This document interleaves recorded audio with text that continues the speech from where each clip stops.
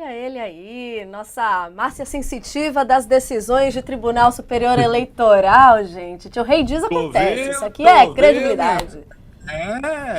O negócio aqui não é fácil, não. É sério, tá achando que é bagunça, gente? Tá Notícia achando que isso aqui. aqui é bagunça?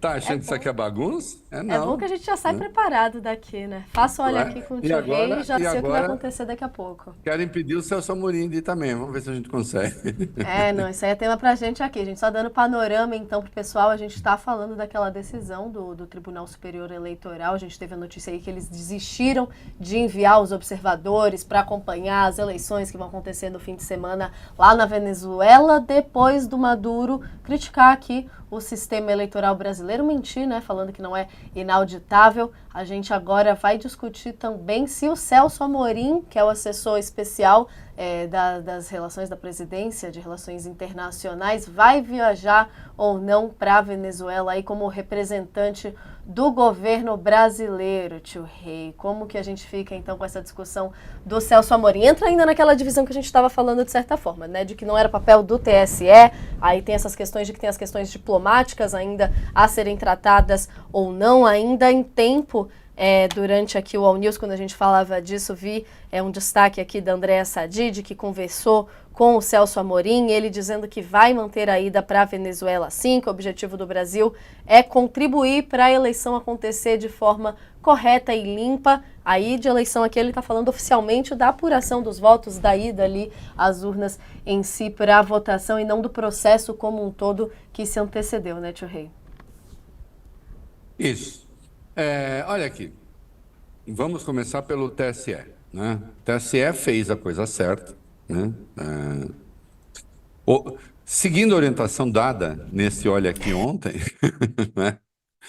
A Justiça Eleitoral, de fato, não tinha nada o que fazer lá, né? Como Justiça Eleitoral, ou o processo enfim, sem margem para questionamento do ponto de vista da legalidade, não faz sentido você ter uma Justiça Eleitoral como observadora.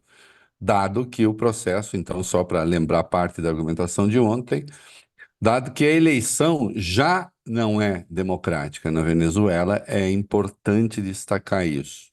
Não é uma eleição que se dê em condições normais. A oposição, por exemplo, não tem direito, não tem acesso aos meios de comunicação. O Maduro tem. Só estão concorrendo, na verdade, o candidato da oposição que está concorrendo acabou passando pelo crivo de uma da justiça venezuelana que é controlada pelo Maduro. Então não é uma eleição livre, né, de nenhuma maneira.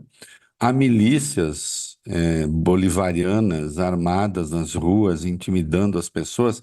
Então não é uma eleição democrática. Portanto, a Justiça Eleitoral não tem nada o que fazer lá, né?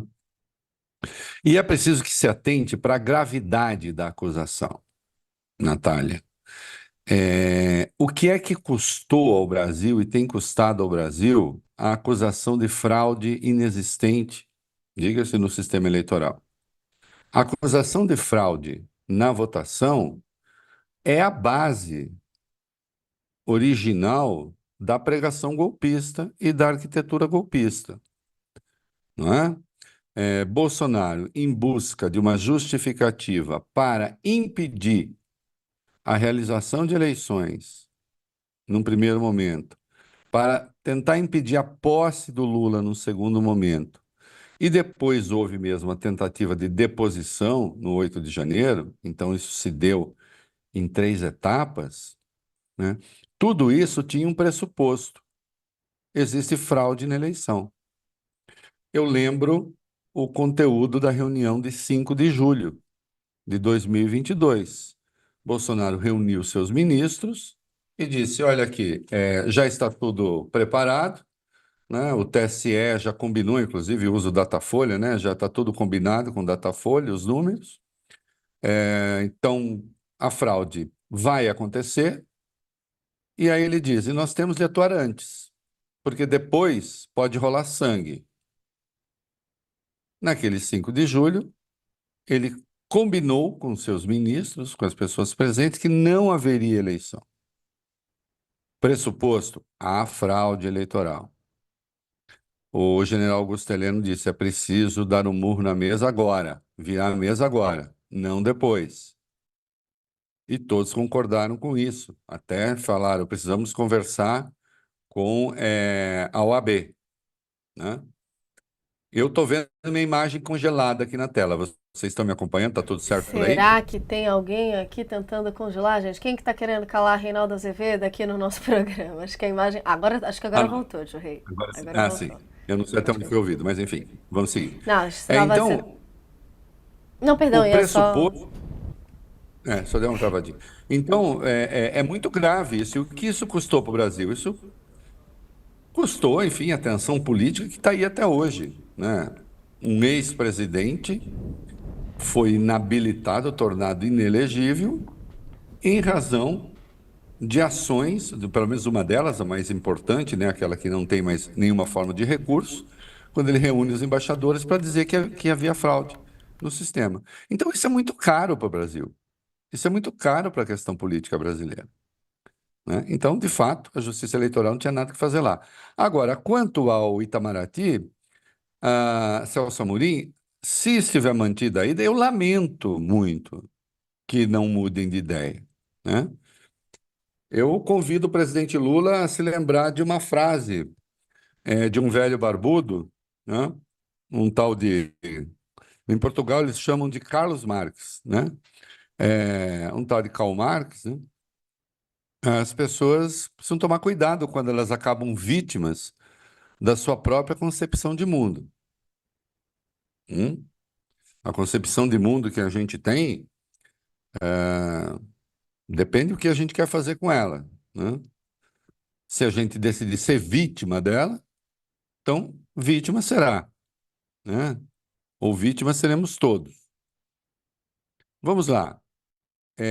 O que é que o Brasil vai fazer lá? Eu vi a frase do Amorim dizendo, pelo que eu entendi, eu serei muito bem recebido.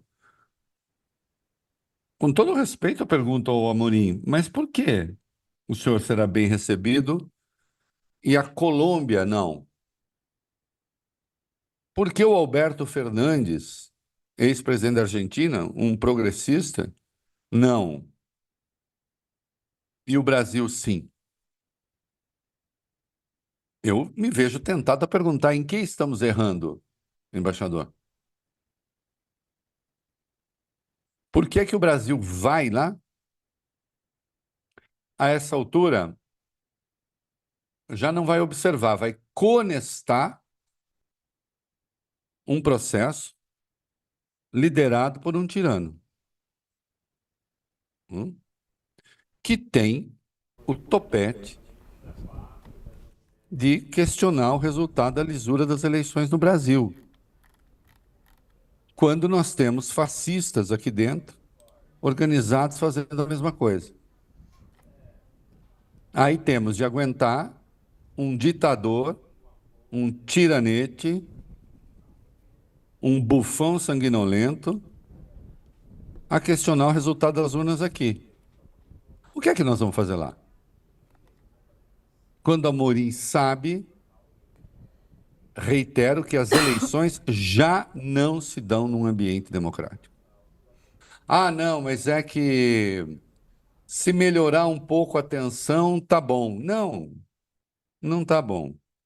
A presença do Brasil lá não vai fazer, se o Maduro estiver disposto a fraudar o resultado, e ele me parece disposto a fazê-lo, a presença do Brasil não muda em nada. Ah, vamos deixar para o Brasil tomar uma posição posterior. Aí pode ficar mais difícil. Né? Vai o quê? Vai contestar o resultado? Né? Eu pergunto, dá para o Brasil falar não aceito o resultado da eleição? Hum? Então, dadas as circunstâncias e dado o tamanho da ofensa, o Brasil não deveria ir. Não deveria ter representante do governo brasileiro lá. É muito impressionante que o Lula insista nessa tecla. Quando, assim, presidente, é preciso pelo menos cometer erros novos nessa questão. Né? É a velha brincadeira da definição do que é loucura. É fazer sempre a mesma coisa, esperando resultados diferentes. Né? Lula gastou parte do capital político dele com essa história da Venezuela. E deu em quê até agora? Deu em quê até agora? Não só o Maduro não melhorou a relação dele com a oposição venezuelana, como desde o grupo de Barbados piorou. Porque se fez aquela reunião, aquilo parecia um avanço e eu saudei como avanço. Bom, tá aí, temos um avanço. Né? Oposição, governo se encontram, tem observadores, é, aceitam regras comuns. Ok, vamos avançar. Só que depois daquilo, as coisas encruaram, pioraram internamente, e aí, no auge da delinquência, o Maduro resolve questionar o resultado da eleição no Brasil. Ah, ele não questionou. Questionou. Ele está dizendo que as eleições no Brasil são menos transparentes do que na Venezuela. Isso é uma barbaridade, isso é uma afronta, é um absurdo. Ele sim deve desculpas ao Brasil, mais do que o Milei. As ofensas do Milei são dirigidas ao Lula. E até eu disse ao Lula, não quer conversar, não conversa. Não cobra desculpa, porque você não cobra desculpa de um vagabundo, porque você dá ao vagabundo a prerrogativa de não pedir desculpa. É um erro cobrar desculpa. Hã? A afronta do Milei é ao Lula. Claro que acaba esbarrando no Brasil. Agora, a do Maduro é ao Brasil, é ao país, é a justiça eleitoral. E é a figura política do Lula, que ele endossa uma fantasia, uma mentira que é usada pela extrema-direita aqui dentro. Ora, que sentido faz ir? Para quê? Hã? Por que que o Amorim é bem visto e os representantes da Colômbia, governado pela esquerda, não? E um outro esquerdista, como o Fernandes, também não. Aí cumpre indagar. O que há de errado com a gente? Então, nesse particular. Hã? E depois da afronta que nos foi dirigida. Não, não é esse. Veja, o papel do Brasil aí, nesse caso, isso não é um papel de liderança. Isso não é um papel de liderança. Quando o Brasil faz isso, quando o governo Lula vai a essa eleição depois do que disse Maduro, isso é colocar-se como um subordinado é, daquele que, na escala e na ordem das coisas, enfim, exerce um papel que é, obviamente, inferior do ponto de vista dos valores democráticos. Nós não podemos ter um papel de subordinado ou de daquele que reage passivamente a um tirano. Não há nada de altivo nisso, não há nada de bom nisso, não há nada de correto nisso, de estratégico, de nada. De nada. É só perda de prestígio político para o presidente. Né? Deveria dizer não vai e pronto. Acabou. Lula já foi longe demais ao tentar, ao mobilizar esforços para fazer da eleição da Venezuela alguma coisa aceitável. Né? Então, se o Amorim convenceu o Lula de que ele deve ir, fez muito mal. Fez muito mal. Né? O Brasil não tem de ir. Espero que mudem de ideia. Né? Mas, enfim, a Justiça Eleitoral já fez a coisa certa. Agora vamos torcer para o Amorim fazer. A ver se estão assistindo, olha aqui com o Reinaldo Azevedo, né, tio Rei? Mas eu queria aproveitar para trazer com você, eu estava lendo Lula, aqui presta também. atenção, Lula.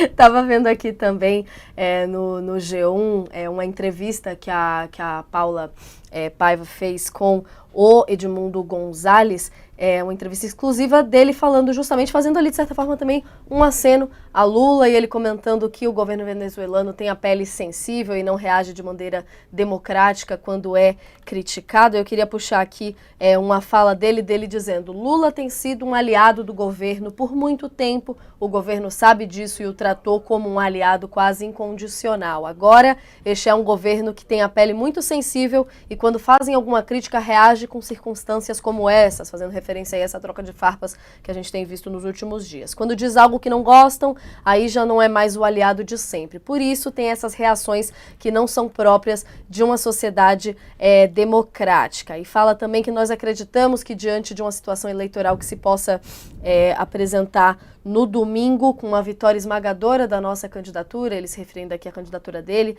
na oposição, novas situações políticas se abrirão. As realidades políticas do governo se verão obrigadas a mudar de atitude e iniciar um processo de conversações que podem até apontar para uma redução desse intervalo, disse o candidato. Aí eu queria até tirar dúvida com você de 2 pontos, tio Rei, de exatamente quem é o Gonzalez. A gente viu o impedimento da Maria Corina de participar, da vice ali também, uma situação bem complicada. Queria entender um pouquinho por que não houve essa objeção a esse terceiro candidato, a esse terceiro nome nessa entrada, e como ele faz aí um aceno ou não pro Lula, né? A gente sabe que as relações entre os dois países são importantes, mas em si, trabalhando aí com um cenário de vitória em que Maduro aceite de alguma forma essa vitória, os sinais têm sido dados para o contrário, né? A gente viu só o filho do Maduro dizendo aí que eles aceitariam e que seriam oposição, mas essa realidade existindo, como que se daria essa relação, como que a gente vê esses acenos ali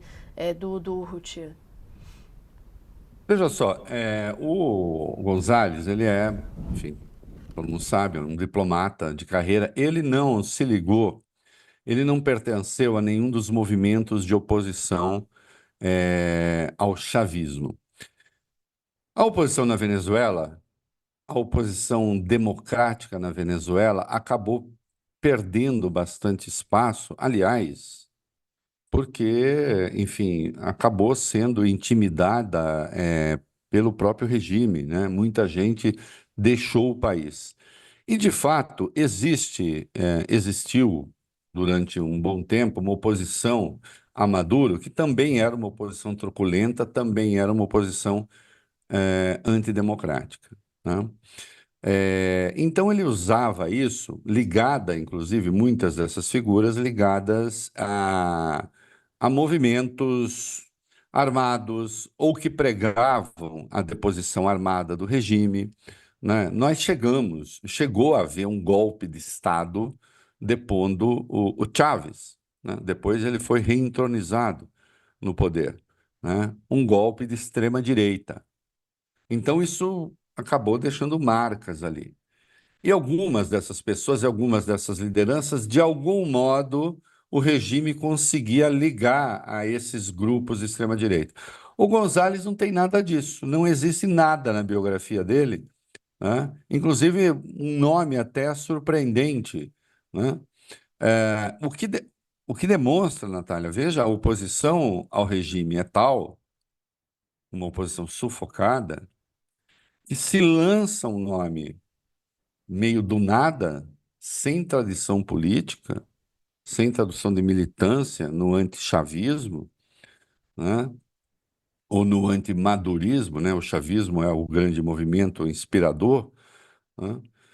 Que ele consegue, pelo menos segundo pesquisas que se mostram respeitáveis, que ele consegue passar para a liderança, né? O que o Maduro está fazendo, né? O Maduro está testando o terreno, está querendo saber o seguinte: eu consigo ou não consigo emplacar uma fraude, como ele conseguiu das outras vezes, né? É, parece que dessa vez é mais difícil. Então, o que ele está esticando a corda para ver se ele consegue arrancar a impunidade do futuro governo. Se você olhar aí as palavras que você leu do Gonzalez, ele está dizendo: se tiver uma vitória esmagadora, convincente e tal, o governo vai ter de conversar. Então, ele está falando em conversa. Ele não está falando em retaliação. Hum? Será uma coisa muito delicada, né? Será uma coisa muito delicada, até porque, insisto num aspecto, que eu destaquei ontem e tenho chamado a atenção para isso, a Venezuela é também uma ditadura militar, ou na expressão do Maduro, é um regime cívico-militar policial. É isso que é, né? E, portanto, esse governo de transição, em havendo, né, esse governo de oposição, será um governo de transição. Vai ter que desarmar esse regime criado. Vai ser, será uma coisa muito delicada, né? E aí sim a posição do Brasil pode ser importante. Pode não, certamente será importante, né? O que eu estou dizendo é que agora, depois da afronta do Maduro, a gente não tem nada o que fazer lá, que a presença do Brasil lá não vai garantir lisura de coisa nenhuma. E como não se sabe direito do que Maduro é capaz, a nossa presença lá pode parecer que está conestando eh, procedimentos truculentos, né? Então, o Brasil lá não vai interferir em absolutamente nada do que Maduro possa fazer, né? Isso já está claro. Agora, o que não faz sentido é a gente aparecer lá como os amigos do regime. Ele dispensou a União Europeia, ele não quis os observadores da União Europeia, ele dispensou o ex-presidente da Argentina, ele dispensou a Colômbia, aí vai o Brasil,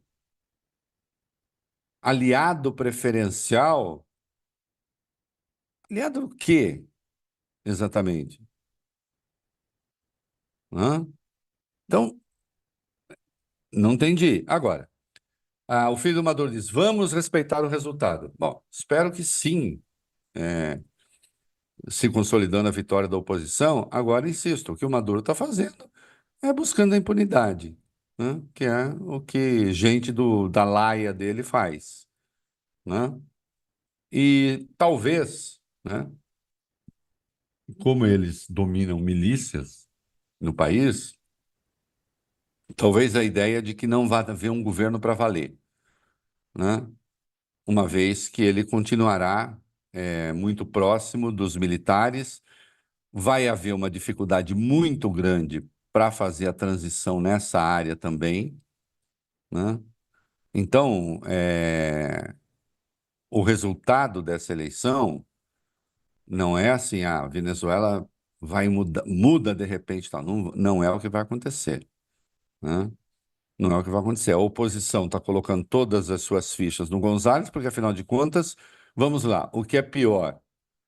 Maduro ficar ou Maduro sair? O pior é o Maduro ficar. Se vencer o González, vence alguém que não fala uma linguagem de confronto, né? Que vai aceitar fazer a transição lenta, pacífica, etc. E, portanto, vai acabar assegurando, né, alguns dos interesses do Maduro, né? Então, vem um longo processo pela frente, né? E aí sim o Brasil pode ser importante, né, nesse apoio ao novo governo. Agora, não tem que ir para lá.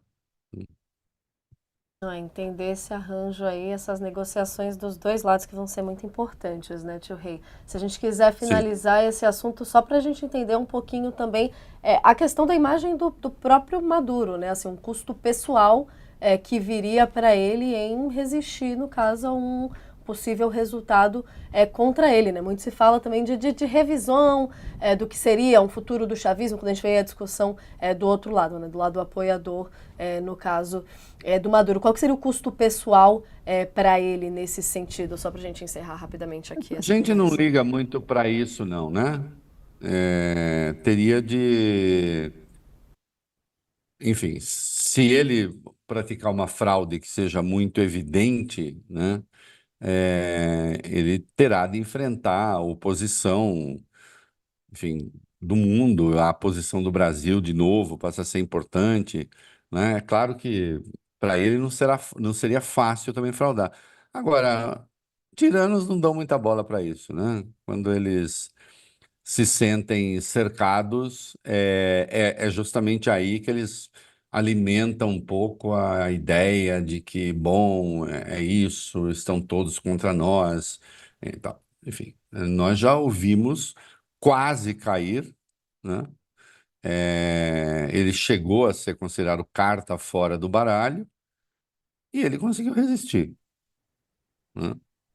Tudo bem que foi uma coisa muito atrapalhada, aquela operação Han Baidó, né? É, Agora seria de outra maneira, né?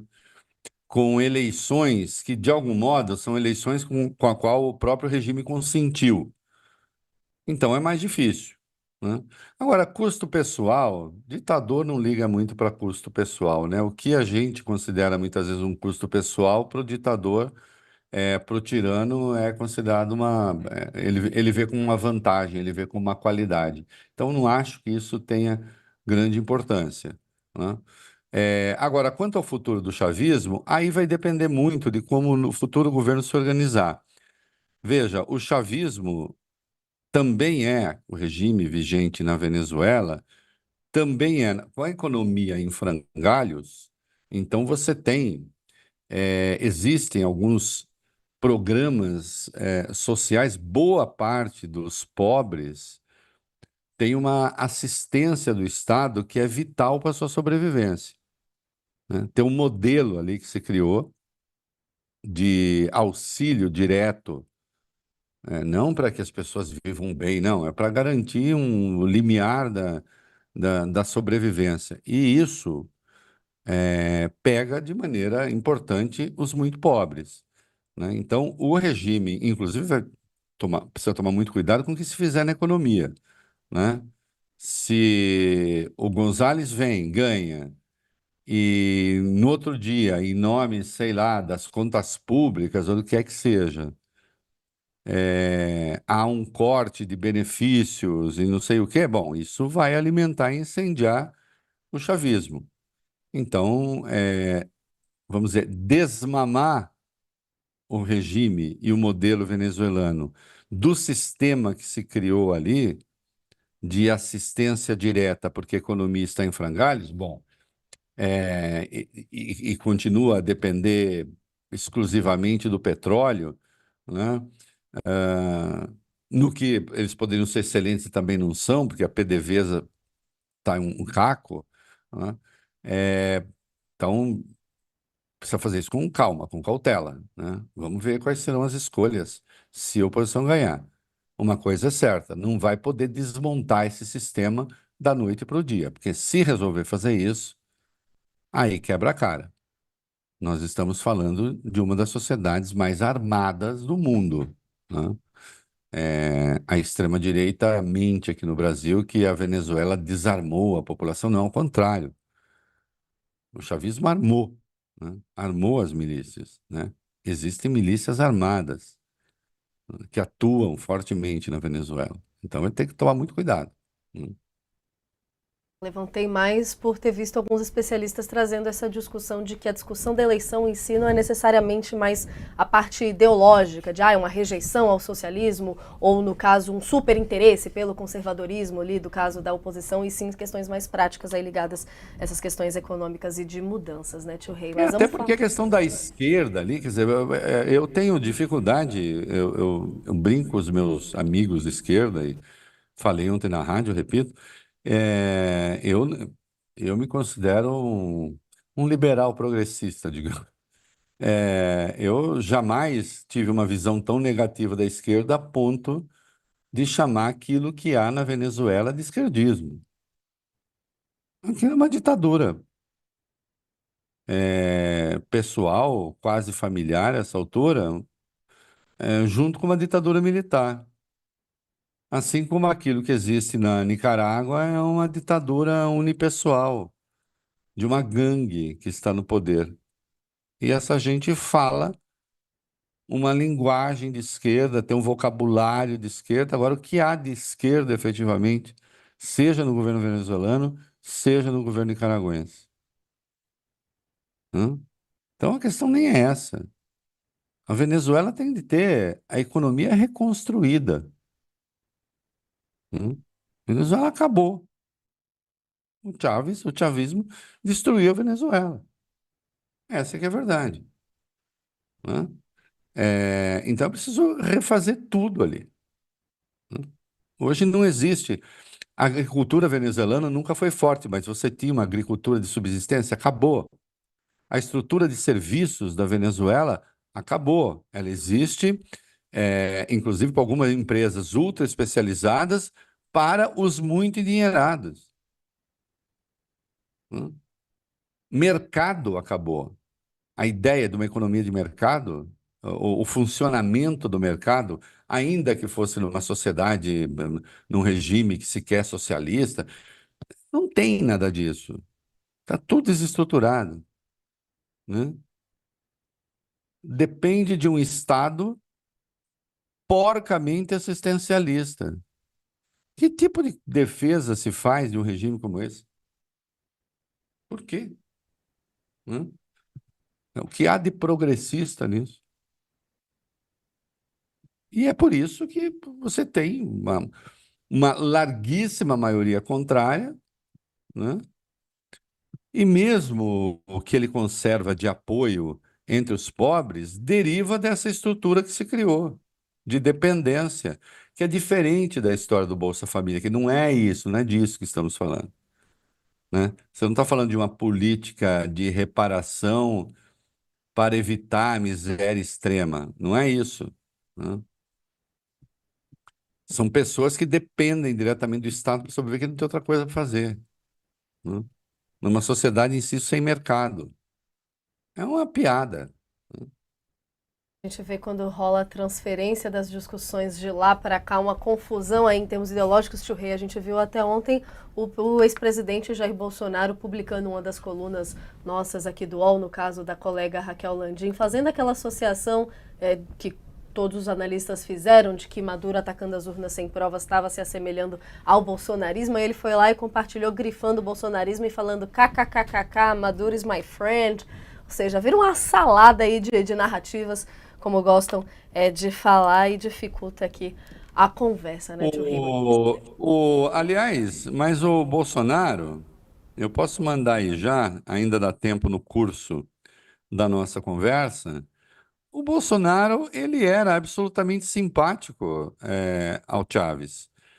Quem é que concedeu uma entrevista aqui no Brasil elogiando, o Chaves quando o Chaves vence a eleição? Jair Bolsonaro. Ele dizia assim, esperança, porque afinal de contas era um militar. Então esse negócio do Bolsonaro ficar fazendo ironia, agora estão dizendo que eu sou chavista. Aliás, não tem nada mais parecido com o chavismo do que o bolsonarismo. A verdade é essa. O que é que o bolsonarismo? O bolsonarismo, embora eu observei ontem, né? Embora o Bolsonaro seja um militar, ele disputou a eleição como civil.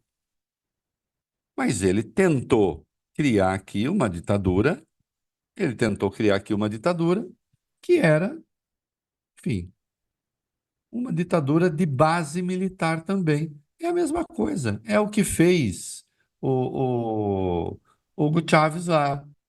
E aqui o Maduro deu sequência. Então não vem com essa história assim, olha aí, agora estão dizendo que eu sou chavista ou que eu estou defendendo o Maduro. É que vocês falam as mesmas coisas. Vocês têm o mesmo pensamento. Eu mandei aí, acabei de mandar, se der tempo, né, no grupo, o Bolsonaro dando uma entrevista quando o Chávez chega ao poder. Título da entrevistinha dele: É uma esperança para a América Latina. Então, não vem com essa história assim. Não é assim tão engraçado, o Bolsonaro.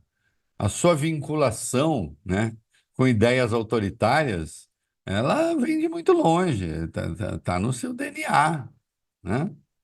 E quem estava defendendo aqui o Hugo Chávez era Bolsonaro, né? Que, aliás, mudou muito de posição ao longo do tempo, né? O Bolsonaro era um nacionalista, anti-privatização, né? Olha aí, é uma esperança para a América Latina, né? O que pensa o deputado e capitão do Exército da Reserva Jair Bolsonaro, que era do PPB do Rio de Janeiro? É uma esperança para a América Latina e gostaria muito que esta filosofia chegasse ao Brasil. Acho, ele ímpar. Pretendo ir à Venezuela tentar conhecê-lo. Quero passar uma semana por lá e ver se consigo uma audiência. Tá aí, né? É que o Chaves ainda não era o Chaves. Como não? O Chaves tinha tentado dar um golpe, tinha sido preso e foi anistiado para disputar a eleição, né? Tio Rei, tem coisa pra gente analisar nessa história, viu? Mas a gente vai acompanhar no fim de semana, então, desdobrar, porque daqui pra frente vai ter ainda mais, Tio Rei. Mas queria falar com você também de Estados Mais um Unidos. fim de semana animado, né? Mais um fim de semana Mais um fim de semana animado. de Natália de plantão. Vamos ver, vamos ver. Vamos Natália de trabalhar, plantão, Tio Rei, pois vamos trabalhar. Aqui a gente trabalha, Tio Rei.